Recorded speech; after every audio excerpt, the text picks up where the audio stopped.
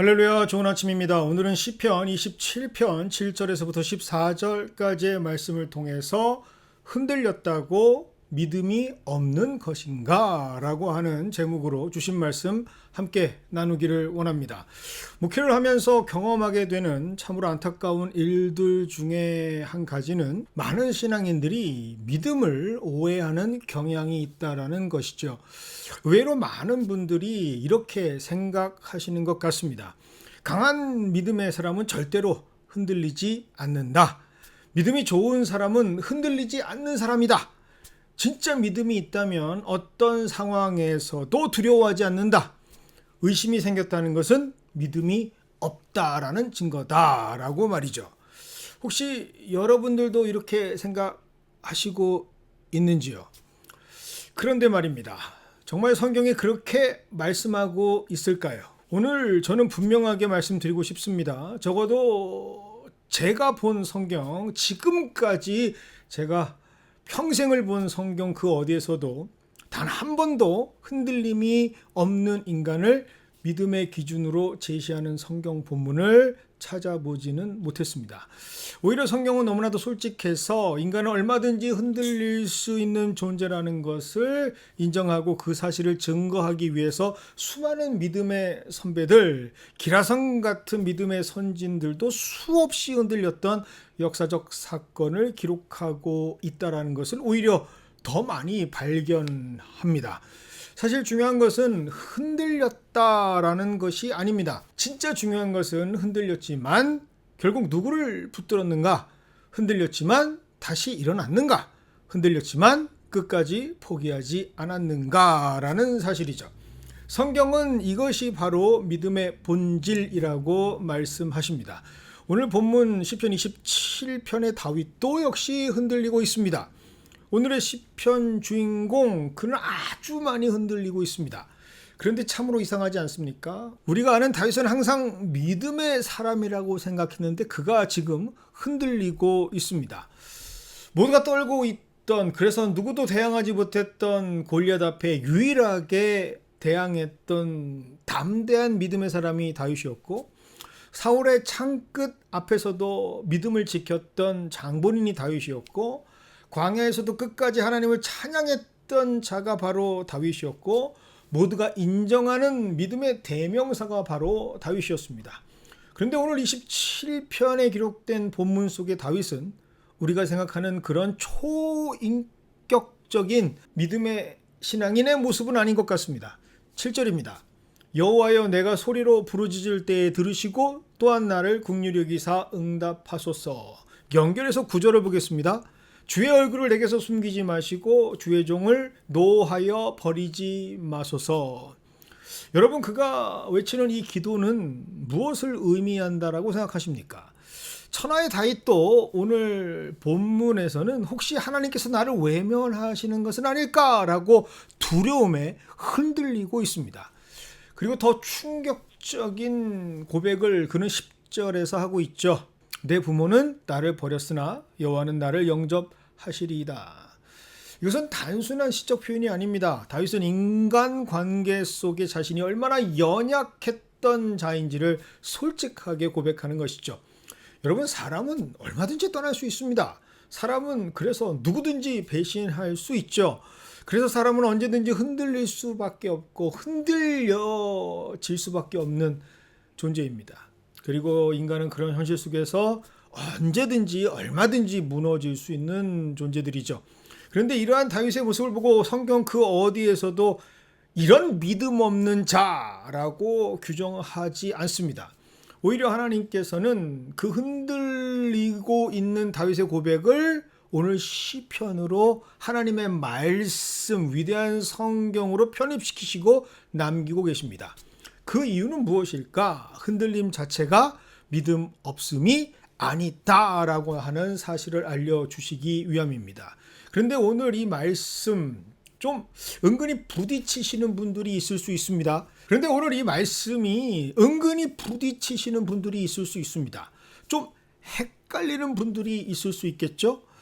그럼 물 위를 걷다가 빠진 베드로는 어떻게 이해해야 되는가라고 반문하시는 분들이 있을 수 있습니다. 흔들림은 믿음이 없는 것이다 라고 우리가 배웠던 성경의 본문이 바로 마태복음 14장에 기록되어 있는 무리를 걷다가 빠져버린 베드로 사건이기 때문이죠.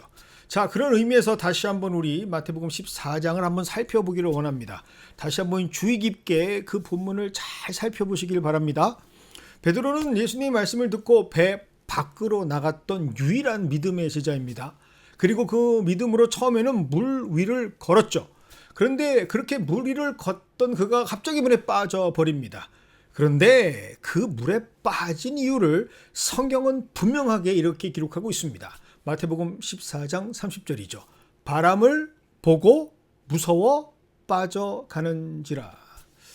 성경에는 그가 순식간에 바다에 빠졌다라고 하지 않습니다. 점점 빠져가고 있었다라고 기록하죠.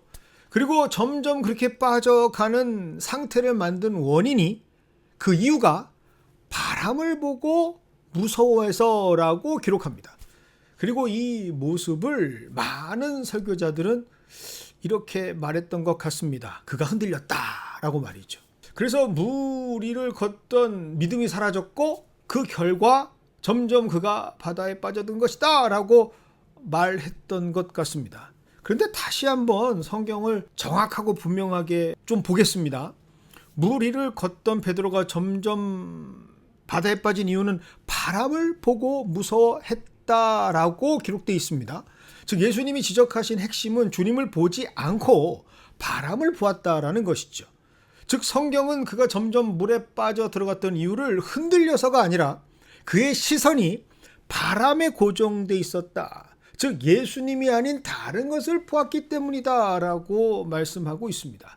분명히 주님을 볼 때는 물 위를 걸었던 베드로, 그러나 그의 시선이 다른 곳으로 향했을 때 그는 무너졌다라고 지적하신 것이지, 그리고 그것을 주님은 의심이라고 말씀하신 것이지, 그리고 다른 곳을 향한 시선 때문에 예수님께서는 그의 모습을 보며 믿음이 적은 상태라고 진단하신 것이지 흔들려서 바람을 보았다라고 그 어디에도 기록되어져 있지 않습니다. 오히려 베드로는 물에 점점 빠져갈 때도 주여 나를 구원하소서라고 예수님께 다시 손을 뻗을 수 있었던 믿음이 있었습니다. 즉 믿음은 한 번도 흔들리지 않는 능력이 아니라 흔들리는 순간에도 다시 주님께 손을 뻗는 것, 그것이 믿음이다라고 선명하게 말씀하고 계시죠. 이를 통해서 우리는 분명히 알 수 있습니다. 흔들렸다라는 현상이 믿음이 없다라는 결론으로 단정될 수 없다라는 것을 말입니다. 자, 이제는 아예 예수님을 한번 예를 들어서 설명해 볼까요? 과연 믿음의 표상 기준이 되시는 예수님은 단 한 번도 그의 인생에 흔들리신 적이 없었을까요? 십자가를 지시기 전에 겟세마네 동산에 예수님을 한번 떠올려 보시기를 바랍니다. 이때 예수님께서는 분명히 말씀하시죠. 마태복음 26장 38절입니다. 내 마음이 심히 고민하여 죽게 되었으니. 그리고 예수님께서는 기도하십니다. 마태복음 동일하게 26장 39절입니다. 할만하시거든 이 잔을 내게서 지나가게 하옵소서. 자, 지금 성경은 예수님께서 십자가를 지시기 전 고통스러워하시는 모습, 괴로워하시며 눈물로 기도하시는 모습을 분명하게 기록하고 있죠. 그리고 이것을 히브리서 5장 7절은 심지어 친절하게도 설명까지 해주고 있습니다.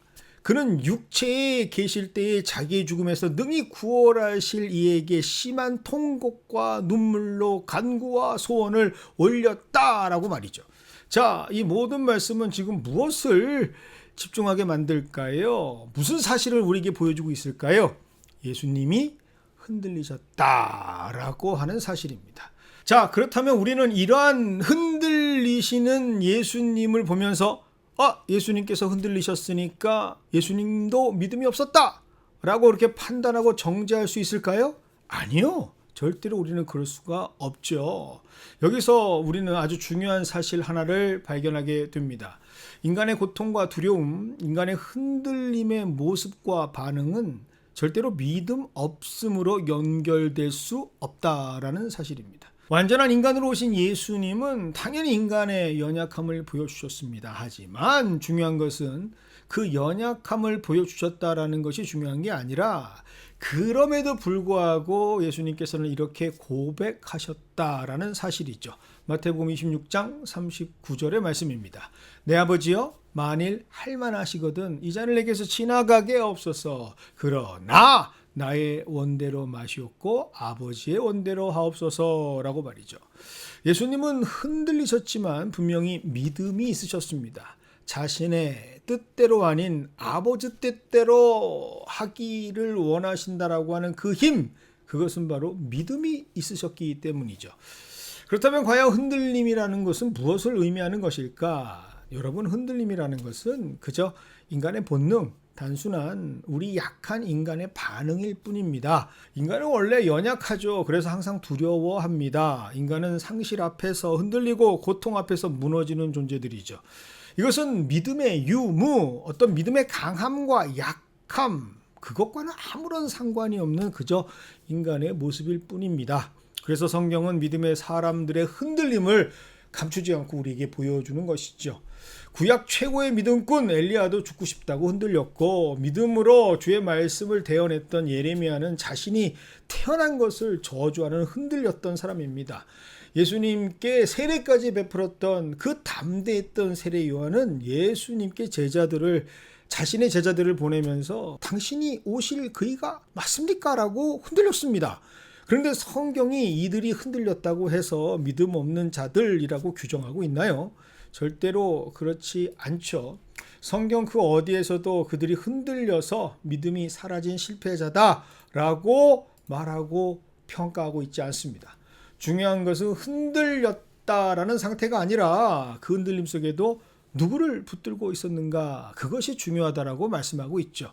그런데 왜 우리는 그렇게 스스로 믿음이 좋은 사람은 절대로 흔들리지 않는다, 진짜 믿음의 사람은 두려워하지 않는다, 의심이 생겼다는 것은 믿음이 없다는 증거다라고 생각하고 있는 것일까? 그것이 바로 오늘 말씀을 통해 깨달아야 하는 핵심입니다. 그것은 오히려 하나님의 말씀으로 전해진 복음이 아니라 잘못된, 거짓된 복음, 어쩌면 사탄의 속삭임의 결과일 수 있습니다. 사탄은 우리 인간의 본성의 현상, 그것을 집요하게 흔들면서 정죄하고 우리를 쓰러지게 만드는 존재이기 때문입니다. 사탄은 이렇게 우리에게 속삭일 겁니다. 봐, 너 흔들렸지? 너 의심했지? 너 두려워했지? 그러니까 네가 가진 그 믿음은 가짜야 라고 말이죠. 하지만 기억하세요. 이것은 절대로 하나님의 방식이 아닙니다. 우리를 만드신 하나님께서는 우리를 너무나도 잘 알고 계시죠. 그래서 우리는 언제나 끊임없이 흔들리는 존재라는 사실을 이미 알고 계십니다. 그래서 시편 103편 14절을 이렇게 기록하고 있습니다.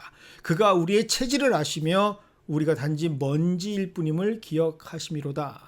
하나님은 우리의 체질을 이미 알고 계시고 우리가 먼지 같은 나약한 존재라는 것을 알고 계십니다. 그래서 하나님께서는 우리가 넘어질 때 이런 믿음 없는 이라고 정죄하시는 분이 아니고요. 이런 부족한 녀석을 보았나라고 다그치지 않습니다. 오히려 우리의 체질을 아시고 나약한 존재임을 아셔서 붙들어 주시고 다시 일으켜 주시기 위해서 손을 내밀어 주시는 분이 바로 하나님이시죠. 사실 흔들림은 아무것도 아닙니다. 그저 인간의 반응이고 자연스러운 상태일 뿐이죠. 그런데 그 흔들림으로 믿음의 유무를 말한다. 그건 하나님이 아니라 사탄의 속임수요. 어쩌면 완벽을 추구하려는 자기 자신의 종교적 욕심일 수 있습니다. 진짜 믿음은 흔들림의 유무로 판가름하는 것이 아닙니다. 진짜 믿음은 마지막까지 누구를 붙들고 있느냐를 통해서 증명되는 것이죠. 분명히 시편 27편의 다윗도 흔들렸습니다. 그러나 그는 14절 마지막 선포에서 이렇게 자신을 선언하고 있습니다. 너는 여호와를 기다릴지어다. 강하고 담대하며 여호와를 기다릴지어다 라고 말이죠. 다윗은 지금 흔들리고 있는 자신을 부정하지 않았습니다. 원수는 여전히 존재하고 있었고 문제는 여전히 끝나지 않고 있었기 때문이죠. 그러나 그럼에도 불구하고 다윗은 강하고 담대하게 이렇게 선포합니다. 나는 여호와를 기다리겠다라고 말이죠. 이것이 바로 그가 믿음의 사람임을 증명하는 증거입니다. 그리고 흔들리지 않은 것이 믿음이 아니라 흔들릴지언정 끝까지 하나님을 포기하지 않는 것이 믿음이라는 것을 선명하게 선포하는 진리가 기록되어 있습니다. 사랑하는 연합의 성도 여러분, 지금 혹시 흔들리고 계십니까? 기도는 하지만 마음이 불편하십니까? 하나님을 믿는다고 고백하면서도 두려움이 있으십니까? 괜찮습니다. 그것이 우리의 솔직한 인간의 모습이고 우리의 본질이기 때문이죠. 중요한 것은 그 흔들림 속에서도 우리는 누구를 붙들고 끝까지 함께하고 있느냐라는 것이 더 중요합니다. 여러분, 그렇다고 흔들려도 됩니다 라고 말하는 것 그건 아니죠. 그러나 여러분, 흔들리실 때 베드로처럼 다시 손을 뻗으셔야 합니다. 흔들리실 때 다윗처럼 주의 얼굴을 찾으셔야 합니다. 흔들리실 때 예수님처럼 마지막에는 아버지의 뜻을 붙드시는 우리가 되어야 합니다. 이것을 가능하게 하는 것, 그것이 믿음이기에 하나님께서는 이미 우리 안에 이 믿음이 필요한 것을 너무나 잘 아셔서 선물로 우리에게 주셨고, 다시 그 믿음으로 인해서 우리가 주님을 의지하기를 원하고 계시기 때문입니다. 흔들렸으니 넌 믿음이 없어 정죄하지 않으시는 하나님이시다, 이런 말입니다. 이 복음으로 오늘 시편 27편의 말씀을 꼭 다시 한번 묵상해 보시기를 바랍니다. 그러면 오늘 시편을 통해서 우리에게 말씀하시는 하나님을 만나실 수가 있게 됩니다. 흔들리는 믿음의 실패자의 노래가 아닌, 흔들리고 있지만 끝까지 하나님을 붙들기 원하는 믿음의 사람의 노래, 그 주인공이 바로 우리가 되기를 원하시는 하나님의 음성을 들으시는 우리 모두가 되기를 원합니다. 흔들렸다고 해서 절대로 난 믿음이 없어 스스로 판단하지 마시기를 바랍니다. 흔들림은 오히려 주님을 의지하는 기회가 될 수 있습니다.